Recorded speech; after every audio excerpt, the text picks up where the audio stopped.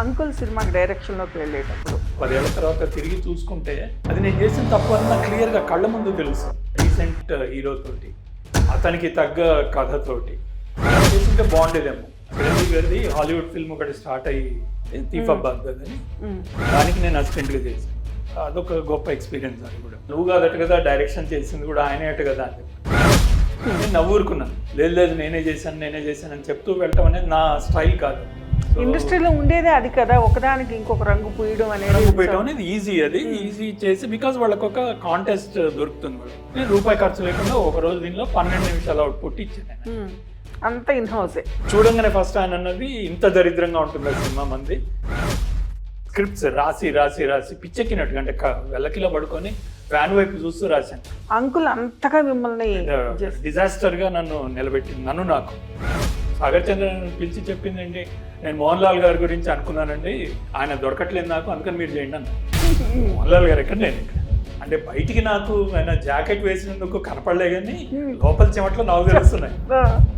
నేను భయంకరమైన షేక్. నాకు ఈ టైంలో అమ్మాయిలు ఫిజికల్ స్ట్రెంగ్త్ చాలా ఉండాలి, అందులో డౌట్ లేదు. ఎదురుగా నిల్చొని కళ్ళల్లో కళ్ళు పెట్టి చూడగలిగితే ఒక అమ్మాయి ఎటువంటి అబ్బాయినైనా సరే వాడిని పడగొట్టగలదు అనేది నా గట్టి నమ్మకం. అంటే అబ్బాయిలందరినీ కూడా వెధవలుగా చూడాల్సిన పని లేదు దానికోసం. ఆ అమ్మాయి వీడియోలో ఆమె వేసుకున్న బట్టలు బాగున్నాయా అనే దగ్గరికి నా ఆలోచన ఎటువైపు వెళ్ళింది అనే దాన్ని బట్టి నేను ఆలోచించే తీర్మానం. ఒక అమ్మాయి తను పచ్చళ్ళ బిజినెస్, దీనిలో మీరు ప్రైసెస్ ఎందుకు ఇంత హై ఉన్నాయి అంటే అమ్మాయి ఎదురు పెడ తిట్టి పడేసి.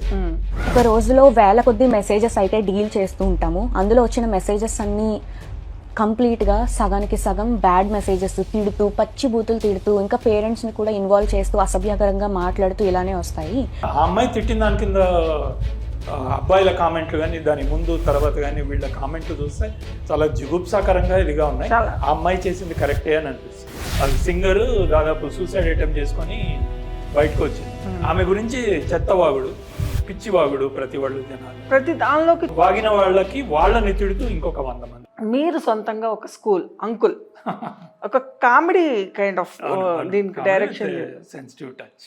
సో అది తీసుకోపోయే ముందు ఈ గ్యాప్, అంటే డైరెక్ట్ గా దాసరి గారి నుంచి మీరు దర్శకత్వానికి వెళ్ళారా? మధ్యలో ఒక వేరే సినిమా ఒకటి చేశాను.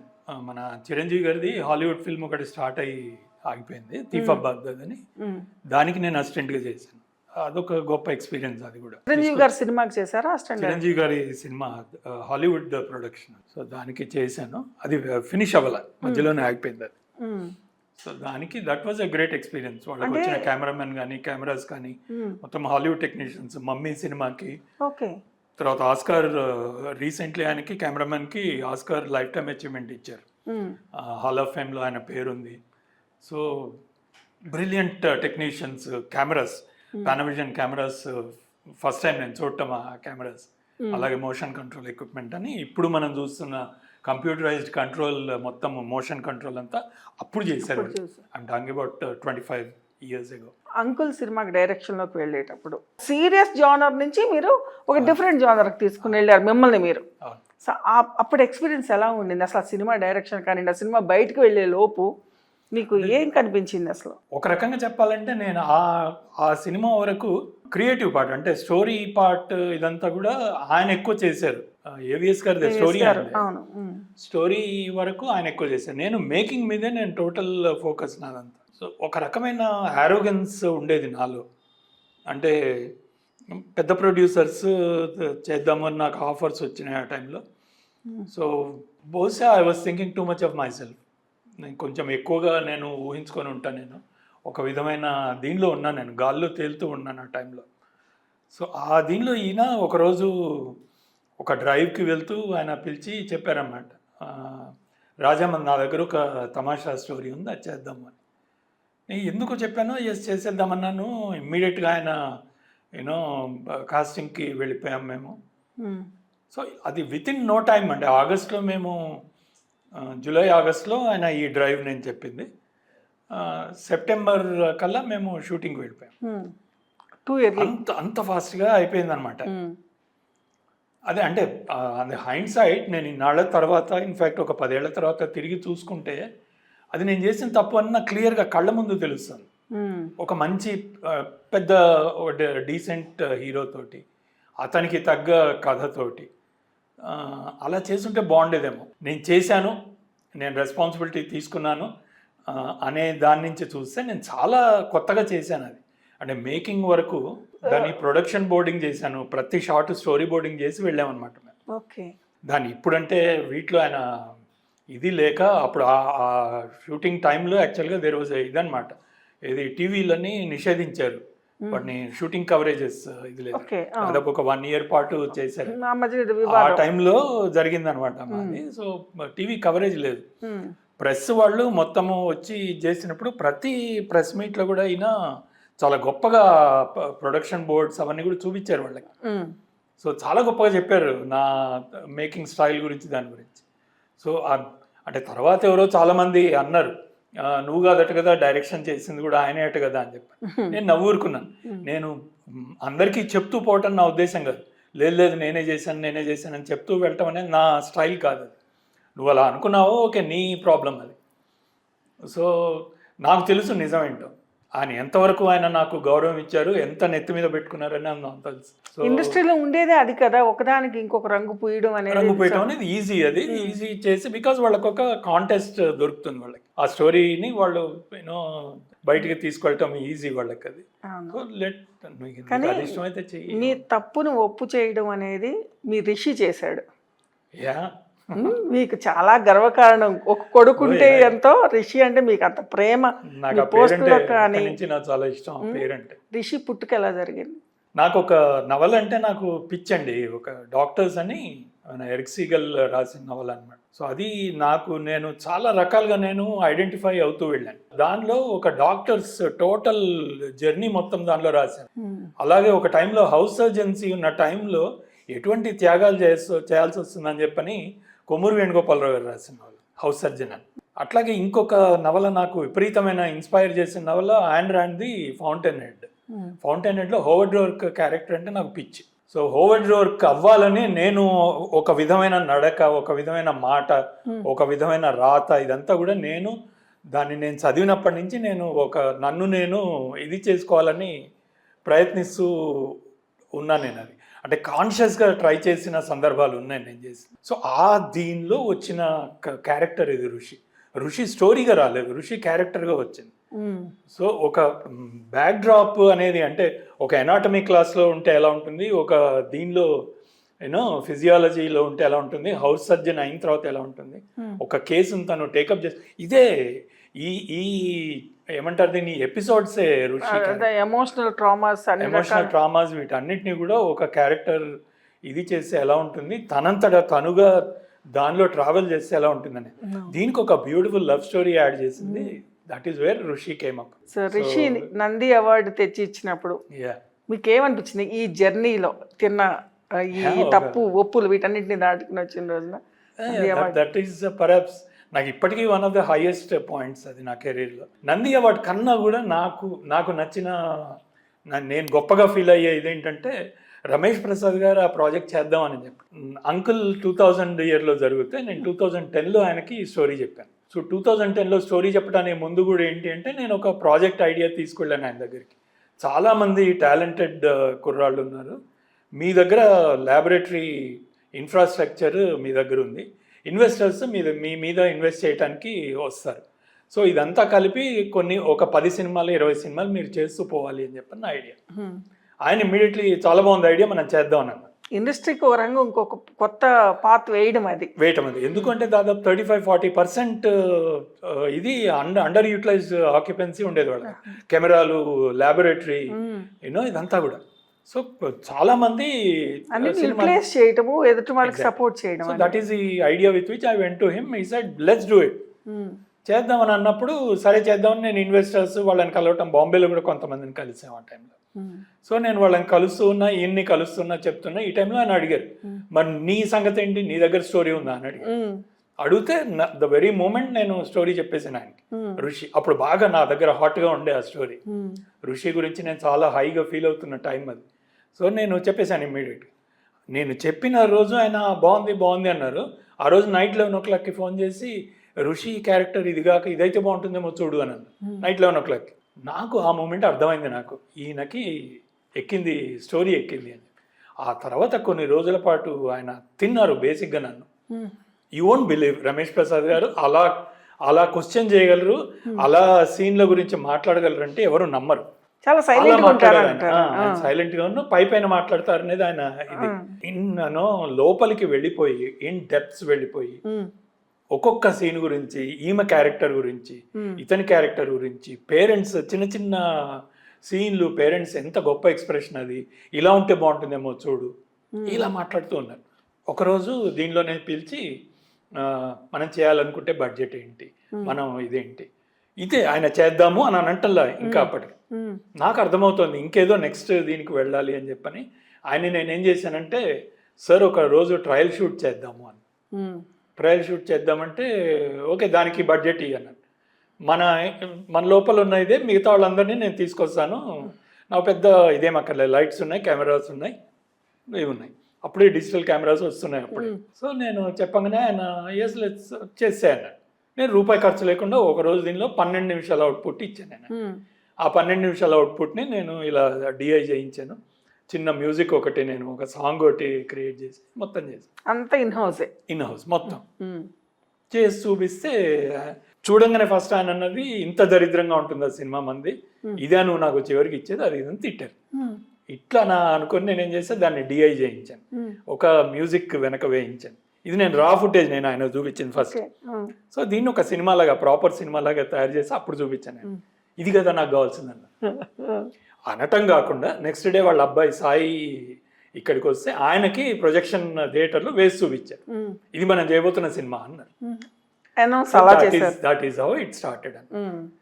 So that is perhaps my biggest ఇది. ఎందుకంటే 10 ఏళ్ల పాటు నేను సినిమా చేయలేదు, దాని ముందు మొత్తం ఖాళీగానే ఉన్నారు. ఖాళీ అంటే అడ్వర్టైజ్మెంట్స్ చేస్తున్నాను, యాడ్ ఫిల్మ్స్, కమర్షియల్స్, ఇన్ఫర్మర్షియల్స్ అన్ని చేశాను. కానీ సినిమా స్టోరీస్ విపరీతంగా రాశాను, దాదాపు ఒక 50 స్టోరీస్ రాసుంటా ఆ టైంలోనే. స్క్రిప్ట్స్ రాసి రాసి రాసి పిచ్చెక్కినట్టుగా, అంటే వెళ్ళకిలో పడుకొని ఫ్యాన్ వైపు చూస్తూ రాశాను. అంకుల్ అంతగా మిమ్మల్ని డిజాస్టర్ గా నన్ను నిలబెట్టింది, నన్ను నాకు. అదే మీ ముందు అంటే ఇంకొకళ్ళని వెళ్ళి కలవటానికి నాకు ధైర్యం చాలన్న, అంత దారుణమైన స్లంప్ నా దీనిలో. అట్లాంటి దీనిలో ఆయన పిలిచి నాకు ఒక మూవీ చేద్దామని అంటాం. So that is perhaps my ఇంకా గొప్ప మూమెంట్ అది అని నా ఉద్దేశం.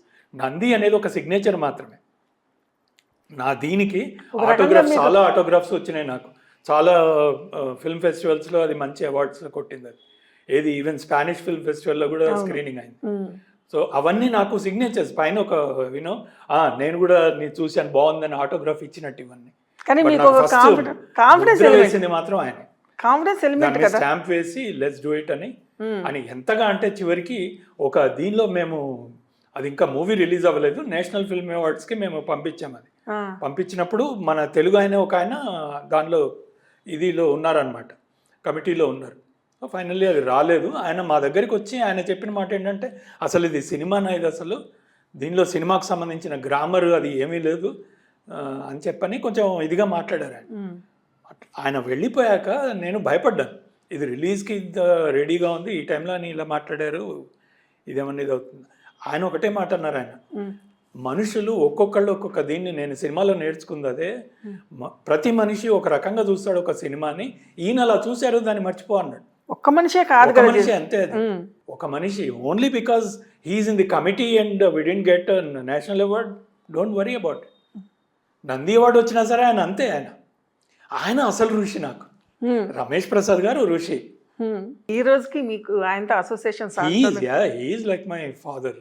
అంటే ఇప్పటికీ ఆయన అప్పుడప్పుడు ఫోన్ చేసి రాజమాదిరాజు గారు ఎలా ఉన్నారు అని పిలుస్తుంటారు ఫుల్ పేరుతో. మీడియా వాళ్ళు చాలా మంది నా పేరును తప్పు పలికారు, కానీ ఆయన ఎప్పుడు పలకలేదు, ఆయన ఎప్పుడు మంచిగా రాజమాదిరాజు గారు అని. ఆ తర్వాత గ్రే సినిమాకి దీనికి మధ్యలో మీరు నటుడిగా ఎస్టాబ్లిష్ అయ్యారు, దర్శకుడిగా నటుడిగా. ఈ బ్యాలెన్స్ చేయడంలో మిమ్మల్ని మీరు, ఎందుకంటే ఒక ఆర్టిస్ట్ వెళ్ళి, ఒక డైరెక్టర్ వెళ్ళి ఒక ఆర్టిస్ట్గా చేయడంలో చాలా రకాల కాన్ఫ్లిక్ట్స్ ఉంటాయి. సో ఎలా ఉండింది ఆ నటనకు సంబంధించినది? నన్ను నేను ఆవిష్కరించుకోవటం అనేది నటన బేసిక్గా. అంటే ఏంటి, మీరు ఎవరున్నారు, మీరు కెమెరా ఉందా, నా ఎదురుగా ఒక అట్మాస్ఫియర్ ఉందా, ఇదంతా కూడా నాకు సంబంధం లేకుండా నన్ను నేను ప్రజెంట్ చేసుకోగలగాలి. నేను ఇప్పటివరకు ఒక రైటర్గా ఒక డైరెక్టర్గా నేను చేసింది నా ఐడియాల్ని అలా ప్రజెంట్ చేయటం అనేది నేను చేశాను. బట్ నన్ను నేను ఒక వేరే ఐడియాలోకి వెళ్ళి వేరే వాళ్ళ ఐడియాలోకి వేరే వాళ్ళ పాత్రలోకి వేరే వాళ్ళ ఆలోచనలోకి వెళ్ళి నేను ఆవిష్కరించుకోవటం అంటే వాళ్ళ ఆలోచనలో నేను వెళ్ళటం అనేది that is a real challenge. నాకు సంబంధించినంత వరకు అంటే నా క్యారెక్టర్ లాంటి పాత్రలు వస్తున్నంత వరకు నాకు ఈజీ అది జాబ్. అదే నాకు సంబంధించని నాకు అసలు అర్థం కాని క్యారెక్టర్లు నేను ఇంతవరకు నేను ఊహించుకొని ఇది. ఫర్ ఎగ్జాంపుల్ నా రెండో సినిమా అప్పట్లో ఒకడు ఉండేవాడు అనే సినిమా. ఈ అప్పట్లో ఒకటి ఉండే Sree Vishnu and Rohit. So Sagar Chandra is the director. అది కూడా ఎక్స్పెరిమెంటల్ మూవీనే కదా. Experimental movie. ఆ క్యారెక్టర్ కూడా నాకు ఇప్పటికీ నాకు చాలా మంది కాల్స్ చేసి చెప్తారు చాలా సైలెంట్ మెసేజెస్. సో అంటే శ్రీ విష్ణు నారో రోహిత్ ఇద్దరిని ఎదురెదురుగా పెట్టి నేను వాళ్ళిద్దరిని డామినేట్ చేస్తూ మాట్లాడగలిగేది. నేను జనరల్ గా నాది డామినేటింగ్ నేచర్ కాదు. నా జనరల్ గా ఒక సబ్డ్యూడ్ నేచర్. సటిల్ గా ఒక మాటని సైలెన్స్ ఇచ్చి ఆ సైలెన్స్ నుంచి వాళ్ళు రియలైజ్ అయ్యేటట్టుగా నేను బిహేవ్ చేసి సైలెన్స్ నాకు ఇష్టమైన పవర్ ఆయుధం అది. నేను వాళ్ళని ఇది చేస్తూ మాట్లాడాలి, డామినేట్ చేస్తూ మాట్లాడాలి. సో అది నా క్యారెక్టర్. దీనిలో ఆయన ఏం సాగర్ చంద్రన్ పిలిచి చెప్పింది ఏంటి, నేను మోహన్ లాల్ గారి గురించి అనుకున్నానండి, ఆయన దొరకట్లేదు నాకు, అందుకని మీరు చేయండి అన్నాడు. మోహన్ లాల్ గారు ఎక్కడ, నేను ఎక్కడ? నేను అప్పటికి one film as an actor. నాకు నేను ఏంటి అంటే కనిపించారు అంటే ఆ క్వాలిటీ ఉన్నట్టే కదండి. అనుకున్నాడు, నేను అనుకోవాలి కదా, డైరెక్టర్ కదా అనుకోవాలి, బట్ నేను యాక్ట్ చేయాలి కదా అక్కడ. ఆ ఛాలెంజ్ ఏమనిపించింది? ఫుల్ఫిల్ అయిపోయింది. మామూలు టెన్షన్ కాదు నాకు. అంటే బయటికి నాకు జాకెట్ వేసినందుకు కనపడలే కానీ లోపల చెమట్లో నాకు తెలుస్తున్నాయి. భయంకరమైన షేక్ నాకు. సో అదేంటి నాకు ఫస్ట్ డే ఆఫ్ షూట్ నాకు.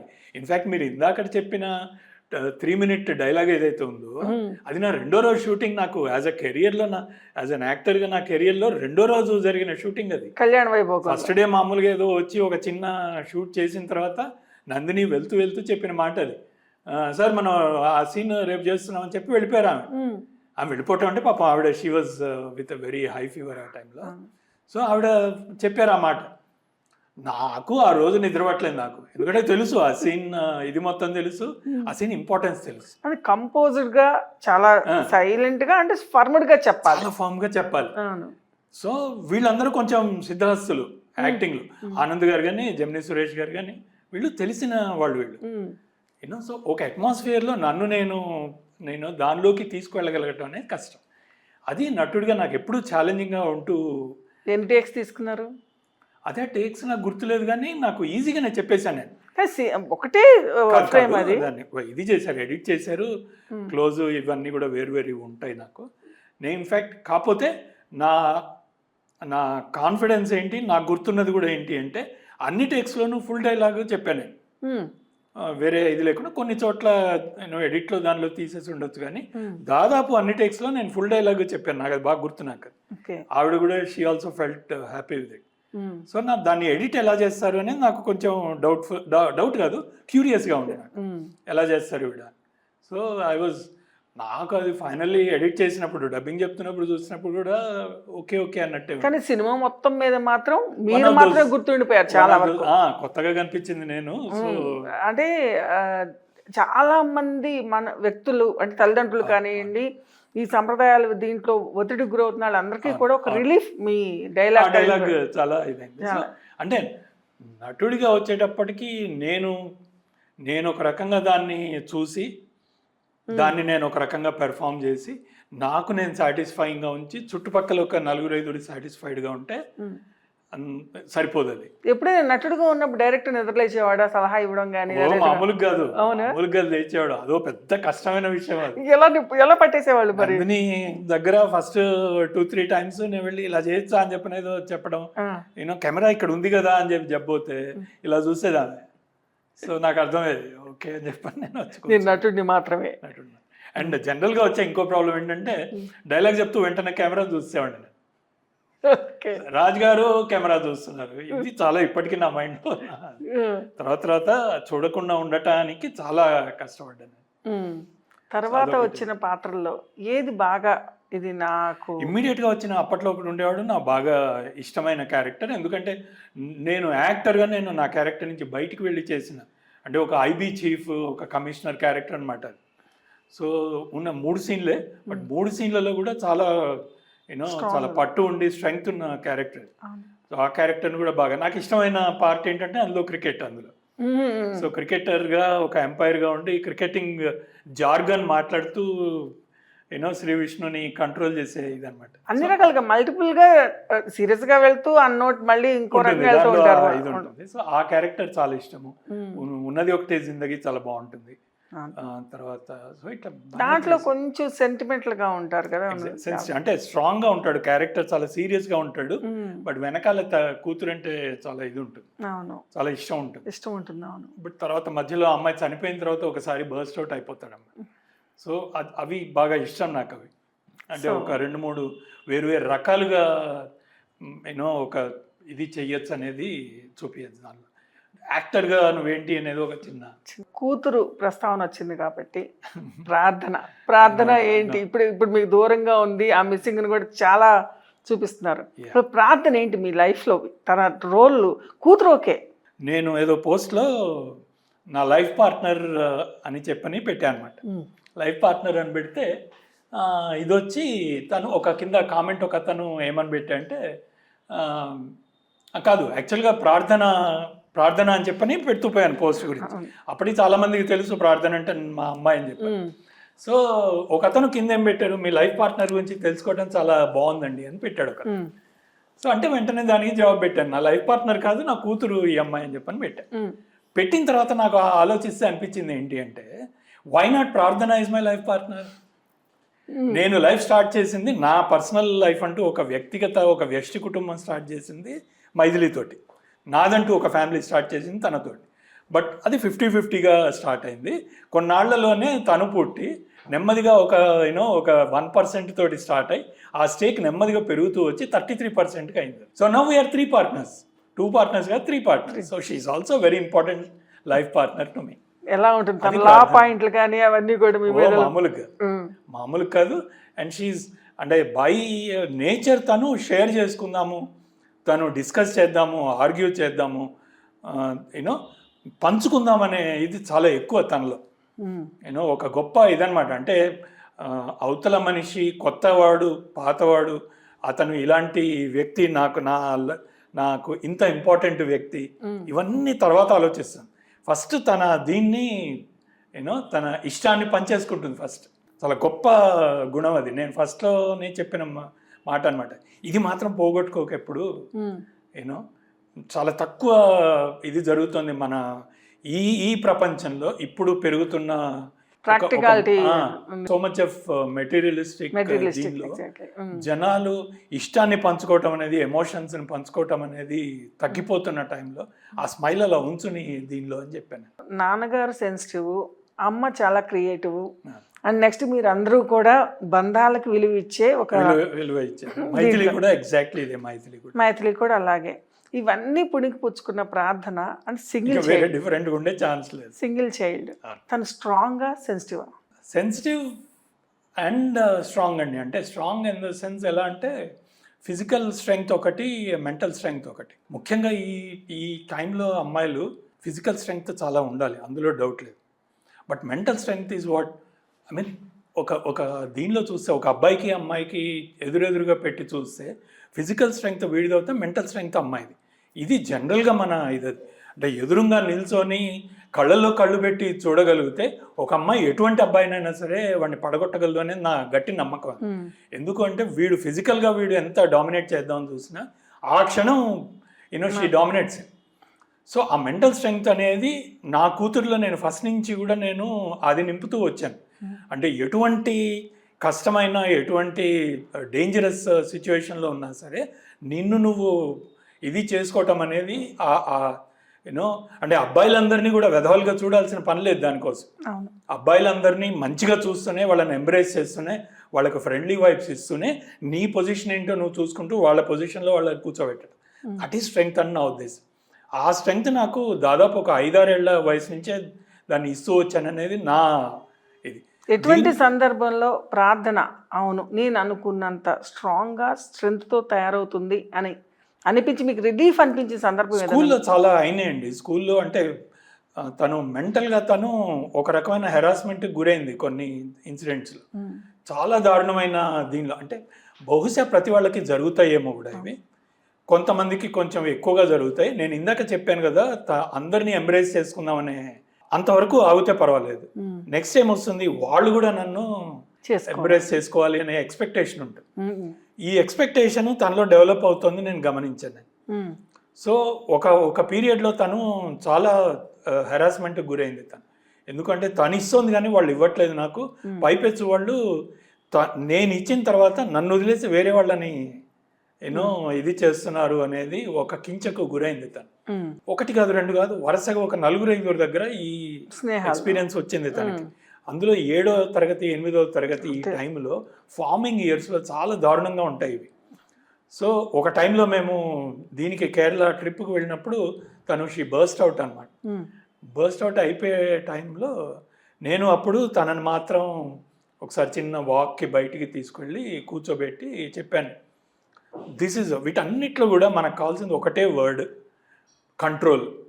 ఏదైనా సరే ఆ కంట్రోల్ అనే 6 లెటర్ వర్డ్, 7 లెటర్ వర్డ్ ఒకటి చాలా ఇంపార్టెంట్. ఇది నీ ఎమోషన్స్ మీద, నీ యాక్షన్స్ మీద, నీ ఎక్స్పెక్టేషన్స్ మీద, నువ్వు దేన్ని అవతల వాళ్ళ నుంచి నీ దగ్గరికి వచ్చే రియాక్షన్స్ మీద, వీటన్నిటి మీద నీకు కావాల్సింది ఒకటి ఏంటి అంటే కంట్రోల్.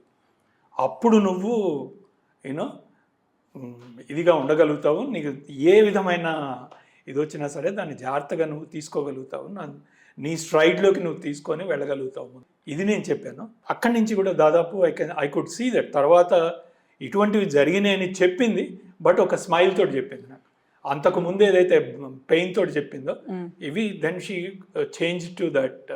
సో ఒక ఆడపిల్ల తండ్రిగా మీరు సొసైటీని గమనిస్తున్నప్పుడు సొసైటీలో ఉన్నటువంటి ఒక అలజడి వాతావరణం మీకు ఎలా అనిపిస్తుంది? అసలు ఎలా జరిగితే ఈ సమాజంలో ఒక మనిషిని, ఒక ఆడపిల్ల మగపిల్లాడు అనేది ఇవాళ రోజున మనం బైఫర్కేషన్ చేయడానికి లేదు, ఎందుకంటే ఇద్దరు ఇదిగా ఉంటున్నారు కాబట్టి ఆ వాతావరణాన్ని చూస్తున్నప్పుడు ఆ వాతావరణం అనేది ఒక ఆరోగ్యకరంగా మారడానికి ఏమి మారితే బాగుంటుంది అనిపిస్తుంది? ఇండివిజువల్స్ మారాలండి.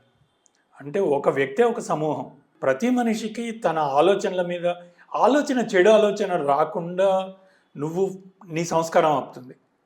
నీ చిన్నప్పటి నుంచి నువ్వు పెరిగిన తీరు, నువ్వు తిరిగిన సమాజం, నువ్వు స్నేహాలు పెంచుకున్న మనుషులు, వీళ్ళు ఈ సంస్కారం నీ మనసులో ఎటువంటి ఆలోచనలు వస్తున్నాయి అనే దాన్ని నీకు చేస్తుంది. నేను ఒక అమ్మాయిని చూడటమో, ఆ అమ్మాయి ఒక పోస్ట్ పెట్టిందో లేకపోతే ఒక వీడియో చేసిందో, ఆ వీడియోలో ఆ అమ్మాయి ప్రపోజ్ చేసిన ఆలోచన బాగుందా, ఆ అమ్మాయి వీడియోలో ఆమె వేసుకున్న బట్టలు బాగున్నాయా అనే దగ్గరికి నా ఆలోచన ఎటువైపు వెళ్ళింది అనే దాన్ని బట్టి నేను ఆలోచించే తీరు మారుతుంది. అక్కడి వరకే నా సంస్కారం ఇదవుతుంది. తర్వాత ఏమవుతుంది, నేను దాన్ని అనలైజ్ చేసే తీరు, నేను దాన్ని రియాక్ట్ అయ్యే తీరు, ఇది నా కంట్రోల్ ఉండటం అనేది చాలా ఇంపార్టెంట్ ప్రతి మగవాడికి. అండ్ రివర్స్లో అమ్మాయికి కూడా. ఇవాళ రేపు అమ్మాయిలు కూడా అంతే డేంజరస్ దీనిలో ఉన్నారు. అందరూ కాదు, మేబీ పర్సంటేజ్ తక్కువ. అబ్బాయి ఫిజికల్గా తను అటాక్ చేయగలడు, అమ్మాయి చేయలేదు కాబట్టి అమ్మాయి బహుశా ఆలోచనలతో ఆగిపోతుంది. కొంతమంది మాత్రం అమ్మాయిలు కూడా బయటకు వచ్చి చేయగలరు. ట్రెండ్స్ మారుతున్నాయి. ఒక రకంగా అంటే అమ్మాయిలు కూడా చెడుగా అవుతున్నారు అనేది, అమ్మాయిలు కూడా ఒక దీనిలో చేయగలుగుతున్నారు అనేది ఒక రకంగా హ్యాపీనెస్ ఇస్తుందా అని భయం వేస్తుంది నాకు. అంటే ఒక సొసైటీలో ఫర్ ఎగ్జాంపుల్ రీసెంట్లీ ఒక అమ్మాయి తను పచ్చళ్ళ బిజినెస్ దీనిలో ఆమె ఏం చేసింది, ఒక అతను మామూలుగా మీరు ప్రైసెస్ ఎందుకు ఇంత హై ఉన్నాయి అంటే అమ్మాయి ఎదురు పెడ తిట్టి పడేసి, తిట్టాల్సిన అవసరం ఉందా లేదా అని ఆలోచిస్తే అవసరం లేదు అక్కడ. సో ఒక భయంకరమైన ఒక దీనిలోకి అమ్మాయి కూడా ఎంటర్ అయింది అనేది ఒక రకంగా హ్యాపీనెస్ ఇస్తుందా నాకు అని భయం వేస్తుంది.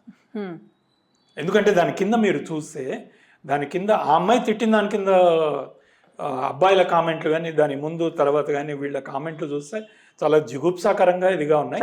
ఆ అమ్మాయి చేసింది కరెక్టే అని అనిపిస్తుంది. బట్ ఆ అమ్మాయిని సపోర్ట్ చేస్తూ ఒక 100 మంది వచ్చి ఆ అమ్మాయి చేసింది ఇది చేస్తే అది వీళ్ళు ఎందుకు అంటే దెర్ ఈజ్ సంథింగ్ కాల్డ్ ఒక సెంటర్ అప్రోచ్. అవును, అంటే సోషల్ మీడియా వచ్చాక ఏదైతే ఎక్కువ జనాల్లోకి వెళ్తుందో ఈ ముందు వెనక అనేది లేదండి. ఏది ఎక్కువగా ముందుకు వెళ్తుందో అది మాత్రమే అది వాస్తవం. ఉంది. అది కాక నేను ఈ సైడ్ తీసుకోవాల్సిందే. అంతే, ఏదో ఒక సైడ్ తోసేస్తారు కూడా. ఎన్నిసార్లు ఈ మధ్యలో నేను చాలా ఇష్యూస్ ని మనం కంట్రోల్ చేయొచ్చు, మనం వాటిని ఇష్యూస్ కాకుండా ఆపచ్చు మనం. నేను రియాక్ట్ అవ్వను, నేను రెస్పాండ్ అవ్వను. ఒక యాక్ట్రెస్ సింగర్ దాదాపు సూసైడ్ అటెంప్ట్ చేసుకొని బయటకు వచ్చింది. ఆమె గురించి చెత్తవాగుడు, పిచ్చివాగుడు ప్రతి వాళ్ళు జనాలు ప్రతి దానిలోకి చొచ్చుకుపోవడం. వాగిన వాళ్ళకి వాళ్ళని తిడుతూ ఇంకొక 100 మంది. ఇది అవుతూనే ఉంది ప్రతి దగ్గర. ఒక ఫ్యాక్టరీ అయిపోయింది సోషల్ మీడియా. ఈ అతిగా చొచ్చుకుపోవడాన్ని మనం ఎలా చూడాలి అసలు? అది ఎంతవరకు హెల్దీ సొసైటీ? ఏమవుతుందంటే ఒక ప్లాట్ఫామ్ దొరికింది ప్రతివాడికి అంటే ప్రతివాడికి మైండ్లో ఇంతకు ముందు కూడా ఆలోచనలు ఉన్నాయి. ఇంతకుముందు ఒక మొండిగోడ దగ్గర కూర్చొని అమ్మాయిల మీద కామెంట్లు వేయటమో, సినిమాల మీద డిస్కస్ చేసుకోవటమో చేసుకొని వెళ్ళిపోయేవాడు. అది బయటకు వచ్చేది కాదు. అది ఆ రోడ్ నుంచి కొత్తవంతెన సెంటర్లో మేము 80s 90sలో మేము చేసేవాళ్ళం. మేము ఫ్రెండ్స్ మధ్యలో అమ్మాయి కూడా తిట్టేసి వెళ్ళిపోయేది మేము ఏదైనా కామెంట్లు చేస్తే. అంతవరకే ఆగిపోయేది అది. ఇప్పుడు ఏమైంది, ఇది ఒక ప్లాట్ఫామ్ దొరికింది ప్రతివాడికి, సోషల్ మీడియా అనే ప్లాట్ఫామ్. ఈ ప్లాట్ఫామ్లో ప్రతివాడు ఎక్స్ప్రెస్ చేయగలడు. ఎక్స్ప్రెస్ ఎలా చేయగలడు? నేను ఎవరినో నేను జనాలకి తెలియకుండా చేయొచ్చు. నాకు ఒక డీపీ పెట్టుకొని, నేను డీపీలో నా ఫేస్ ఉండదు, నా ప్రొఫైల్ ఏమో లాక్ చేసి ఉంటుంది. వచ్చేసి ప్రతివాడిని ఒక మాట అనేసి వెళ్ళిపోవటం. ఘోష, నేను ఒక ముసుగులో కూర్చొని ఘోషలో కూర్చొని అవతల వాడి మీద రాళ్ళు వేస్తాను. ఆ రాళ్ళు వేసిన వాడు ఎవరిని తిడతాడు? వాడు తిరిగి వచ్చి ఎవరినని తిడతాడు? అవతలవాడు కనుక కొద్దో గొప్ప ఒక సమాజంలో కొంచెం పేరున్నాడు అనుకోండి, వీడి వికృతానికి అసలు ఇది ఉండదు, అంతుండదు. చాలా దారుణమైన కామెంట్లు వేస్తాడు. సో ప్రతి వాడికి ఒక చెప్దామనే ఒక యావ, ఆ చెప్పటానికి ఒక ప్లాట్ఫామ్, ఒక ఇది దొరికేటప్పటికి కోతి కొబ్బరికాయ దొరికి ప్రతి వాడు మా గురుగారు తీశాడు పిచ్చోడి చేతిలో రాయి అని చెప్పాను. అది ఇప్పుడు సోషల్ మీడియాలో ప్రతి వాడి మీదకి ప్రతివాడు రాళ్ళు విసురుతున్నాడు. కొన్ని వేల మంది వేల రాళ్ళు చేతిలో పట్టుకొని ఎవడి మీద వాడికి విసురుతూ ఉంటే ఎలా ఉంటుందో అలా ఉంది social media. So social media చాలా మందిలో ఉన్న గ్రే షేడ్స్ని బయటికి తీసుకొచ్చింది. గ్రే, బ్లాక్, మీకు అంతే. గ్రేలో మీరు షేడ్స్ అన్నారు కదా, 0 నుంచి వైట్ నుంచి బ్లాక్ వెళ్తే కొన్ని 100 షేడ్స్ ఉన్నాయి. ఈ 100 షేడ్స్లో బ్లాక్ వైపు ఎక్కువ కనిపిస్తున్నాయి. ఈ గ్రేనే ఆధారంగా చేసుకుని ఒక థ్రిల్లర్ సినిమాకి మీరు శ్రీకారం చుట్టారు. మళ్ళీ అటు వెళ్ళారా? ఓకే. థ్రిల్లర్ వైపు వెళ్ళాలని ఎందుకు అనిపించింది? రకరకాల ప్రయోగాలు చేస్తూ వెళ్తున్నారు మీరు మీ కెరీర్లో. థ్రిల్లర్ అనేది మీ జానర్ అని అనిపించిందా మీకు? నేను థ్రిల్లర్ వైపే నేను ఎప్పుడు మొగ్గు చూపాను. అది కూడా black and white. Black and white is a different thing all together. Thriller అనేది నాకు ఋషి ఈజ్ అ థ్రిల్లర్ అని నా ఫీలింగ్.